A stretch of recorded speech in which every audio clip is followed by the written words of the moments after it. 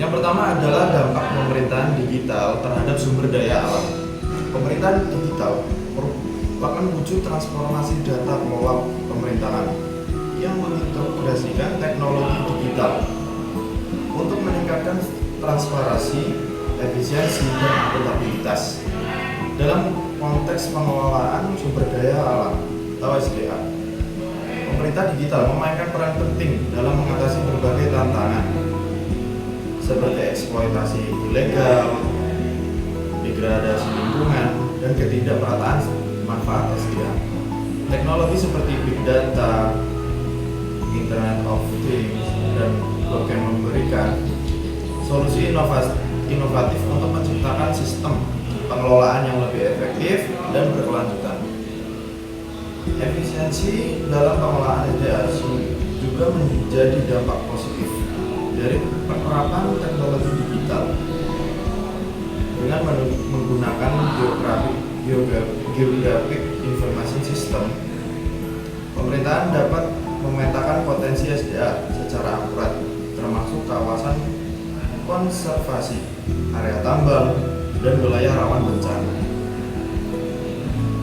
Teknologi Internet of Things juga menggunakan pemantauan real time terhadap kualitas udara, air, dan kondisi lingkungan lainnya.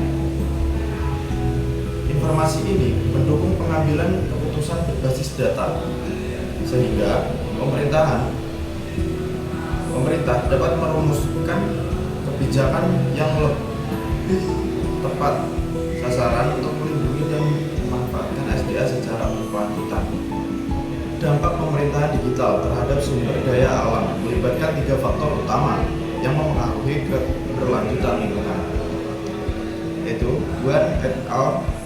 2024, Chen et al. 2024, Wang and Guo 2024, Wang et al. 2024, yaitu efisiensi pengelolaan. Teknologi digital meningkatkan efisiensi dalam pengelolaan sumber daya alam dengan mengurangi pemborosan dan meningkatkan akurasi pengambilan keputusan. 2. Transparansi dan akuntabilitas. Digitalisasi mempermudah pemantauan dan meningkatkan transparansi serta akuntabilitas dalam penggunaan dan pelestarian sumber daya alam. Ketiga, akses informasi. Pemerintahan digital mempermudah akses informasi terkait sumber daya alam, memperkuat partisipasi publik dalam kebijakan lingkungan. Assalamualaikum warahmatullahi wabarakatuh. Saya Rika Lutfia Dewi, NIM 2124-2014 akan menjelaskan materi ekonomi poin B tentang mengatasi permasalahan sumber daya melalui teknologi digital. Di era digitalisasi yang semakin maju, dalam organisasi di seluruh dunia dihadapkan pada tantangan baru dalam pengelolaan sumber daya manusia atau SDM. Perkembangan teknologi yang pesat tidak hanya mengubah cara kerja, tetapi juga menuntut SDM yang lebih adaptif, inovatif, dan memiliki keterampilan digital. Oleh karena itu, strategi pengelolaan SDM yang efektif menjadi kunci bagi organisasi untuk tetap kompetitif dan relevan. Salah satu langkah penting dalam menghadapi era digitalisasi adalah peningkatan kapasitas dan keterampilan bagi pegawai. Pelatihan dan pengembangan keterampilan digital harus menjadi prioritas utama bagi organisasi. Ini mencakup pelatihan dalam penggunaan teknologi terbaru, pengembangan soft skill seperti pemecahan masalah secara kreatif dan kerja tim yang efektif, serta pemahaman tentang keamanan siber. Kualitas sumber daya manusia menentukan kemajuan sebuah organisasi. Selanjutnya, strategi pengembangan sumber daya di era teknologi digital. Pengembangan SDM di era digital juga perlu terus ditingkatkan agar organisasi makin inovatif dan berkembang lebih pesat. Sehingga dengan sumber daya manusia yang berkualitas, maka akan membawa organisasi ke arah yang lebih baik. Salah satu cara untuk menjaga kualitas kinerja SDM adalah dengan melakukan pelatihan dan pengembangan sumber daya manusia pada setiap pegawai di era digital pada saat ini. Seperti contoh, yang pertama, peluang bagi pegawai untuk menyalurkan ide. 2. Pentingnya memberikan pelatihan. 3. Memberi penghargaan. 4. Melihat hasil dari proses evaluasi pengembangan SDM. Selain itu, organisasi juga perlu mengadopsi budaya kerja yang lebih fleksibel. Teknologi memungkinkan model kerja yang lebih dinamis, seperti kerja jarak jauh atau fleksibilitas waktu kerja. Dengan demikian, organisasi harus menyesuaikan kebijakan dan prosedur agar lebih sesuai dengan kebutuhan pegawai di era digital. Baik, di sini saya akan menjelaskan yang poin C, yaitu pembangunan keberlanjutan melalui digitalisasi, yaitu dari pandangan Niccolo Machiavelli dalam The Prince yang menekankan pentingnya strategi adaptif dan fleksibilitas untuk mencapai kekuasaan relevan dalam konteks digitalisasi untuk pembangunan keberlanjutan. Seiring dengan pesatnya perkembangan teknologi digital, negara-negara maju seperti Jerman, Jepang, dan Singapura telah berhasil memanfaatkan teknologi untuk meningkatkan efisiensi energi, mengurangi emisi karbon, dan memajukan sektor hijau. Pendekatan Machiavelli yang menekankan pentingnya memanfaatkan peluang dan mengubah kebijakan sesuai situasi dapat diterapkan dalam kebijakan lingkungan yang adaptif, memungkinkan negara-negara ini mempercepat pengurangan jejak ekologis dan mewujudkan tujuan pembangunan berkelanjutan SDGs 2030 dengan lebih efektif. Assalamualaikum warahmatullahi wabarakatuh. Perkenalkan, nama saya Rintan Bahtiar, NIM 21242028. Di sini saya akan melanjutkan apa yang telah dibacakan oleh teman saya, di mana pada kesempatan kali ini saya mendapatkan bagian untuk membacakan integrasi pemerintahan digital dalam kebijakan ekonomi internasional. Integrasi pemerintahan digital dalam kebijakan ekonomi internasional melibatkan pemanfaatan teknologi untuk memperbaiki operasi pemerintah dan hubungan antar negara, mencakup platform digital, efisiensi, transparansi, dan kerjasama internasional. Contohnya, mendukung kebijakan ekonomi yang berkelanjutan. Digitalisasi pemerintah memiliki peranan penting dalam pergeseran menuju ekonomi sirkular dengan mendukung praktik penggunaan kembali atau biasa disebut dengan daur ulang untuk menuju tujuan pembangunan berkelanjutan. Pendekatan berbasis data ini memfasilitasi kerjasama internasional dalam mengurangi limbah dan meningkatkan keberlanjutan secara global. Kemudian, kombinasi antar ekonomi digital dan ekonomi nyata memberikan dampak positif pada inovasi hijau pada perusahaan dengan mengurangi hambatan finansial dan mendorong tanggung jawab sosial. Digitalisasi mendorong transformasi menuju praktik yang lebih ramah lingkungan.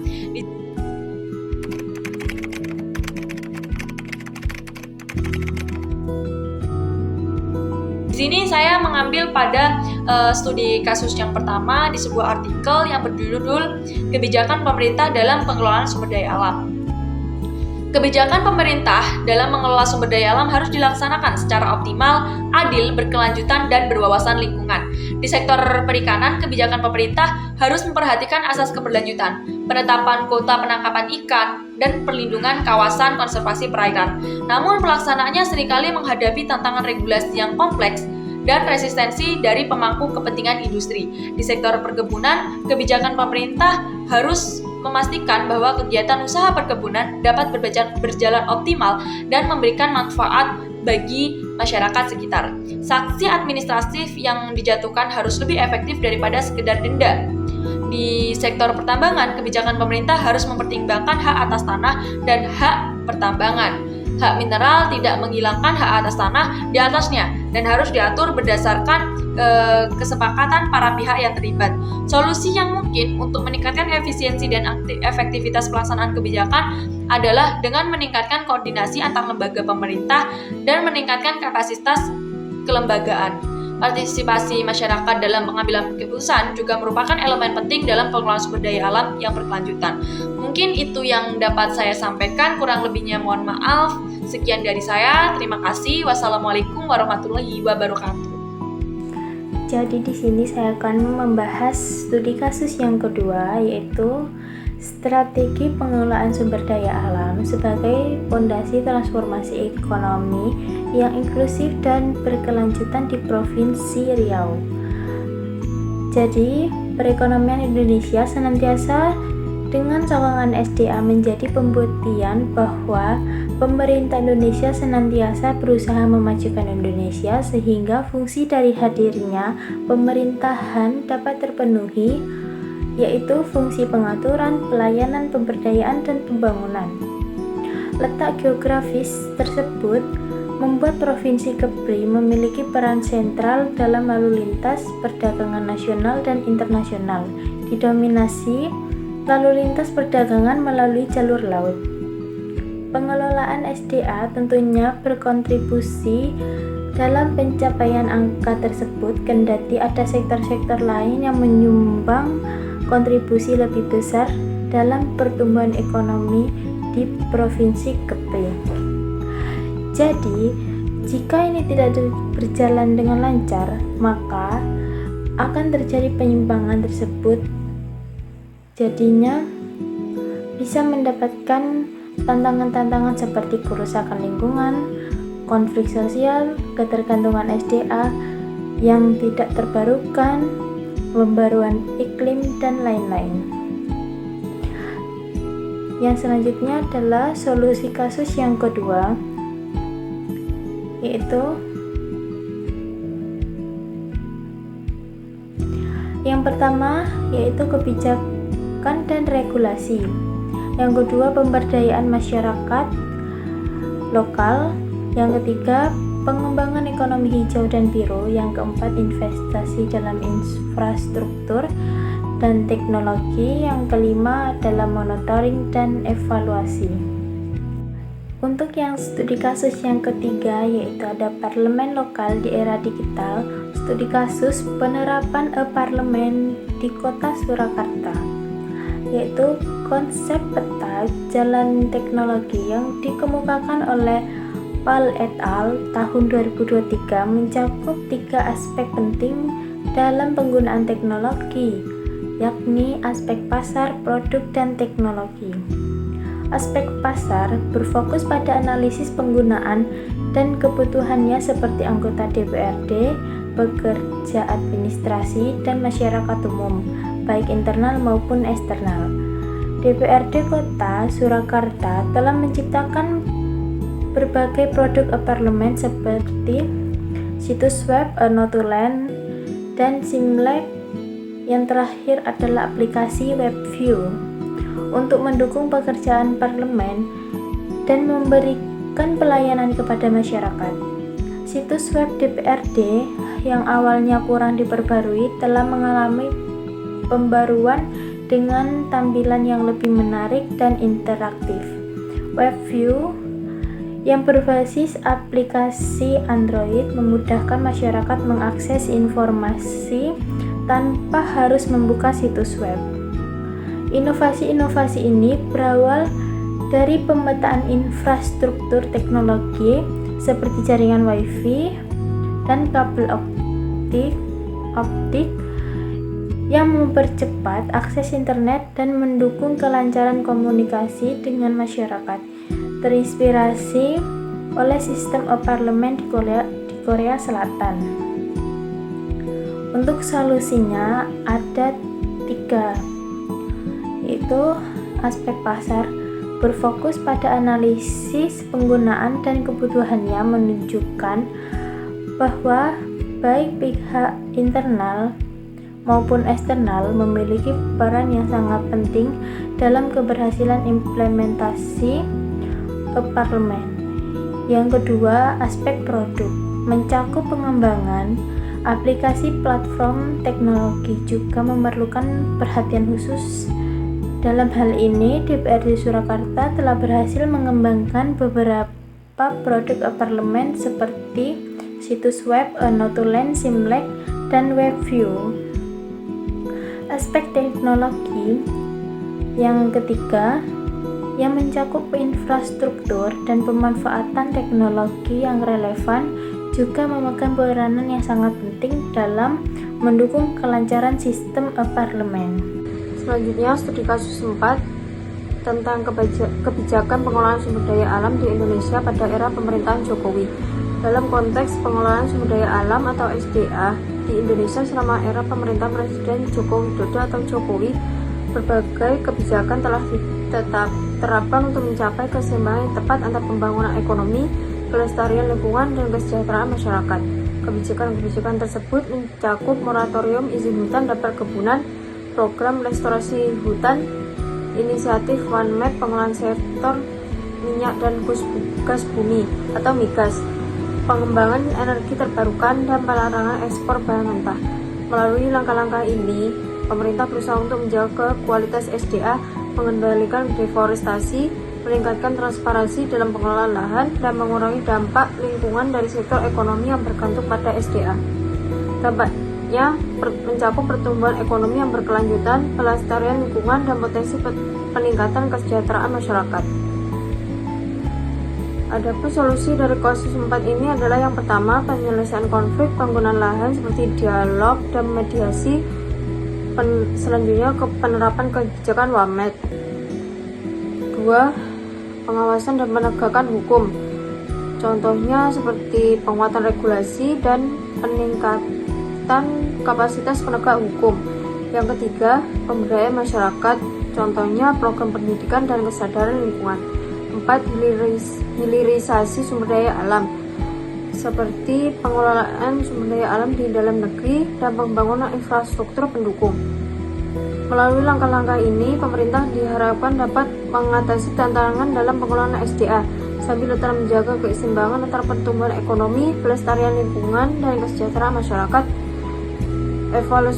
Evaluasi terus-menerus terhadap kebijakan yang diterapkan juga sangat penting untuk memastikan keberlanjutan hasil yang dicapai. Selanjutnya, kasus 5. Analisis strategi pemasaran singkong untuk meningkatkan produktivitas sumber daya daerah. Studi kasus RW 12 Segejengkol. Pengembangan ekonomi lokal melalui digital marketing di Kampung Segejengkol Ekonomi adalah aspek penting dalam kehidupan manusia yang berkaitan dengan pengelolaan sumber daya alam dan manusia untuk mencapai kesejahteraan. Kemajuan digitalisasi, terutama platform e-commerce seperti Shopee dan Tokopedia, telah mengubah cara masyarakat bertransaksi dan memasarkan produk e-commerce. E-commerce mempermudah transaksi jual beli, meningkatkan efisiensi, dan memperluas pasar. Program ini bertujuan meningkatkan keterampilan masyarakat dalam mengelola ekonomi berbasis digital, memperkenalkan produk ke pasar lebih luas, dan menciptakan peluang baru untuk pengembangan usaha.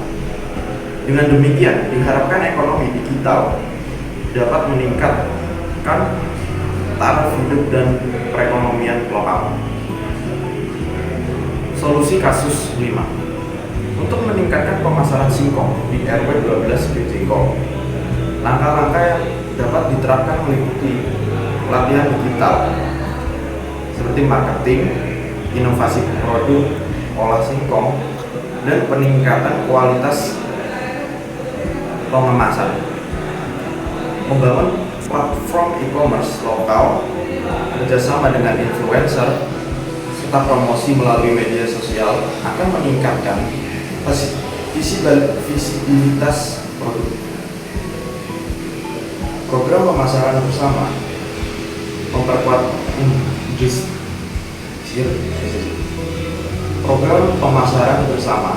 memperkuat distribusi ke toko lokal dan supermarket, serta evaluasi berkala dengan umpan balik konsumen akan memperluas pasar dan meningkatkan daya saing. Terima kasih.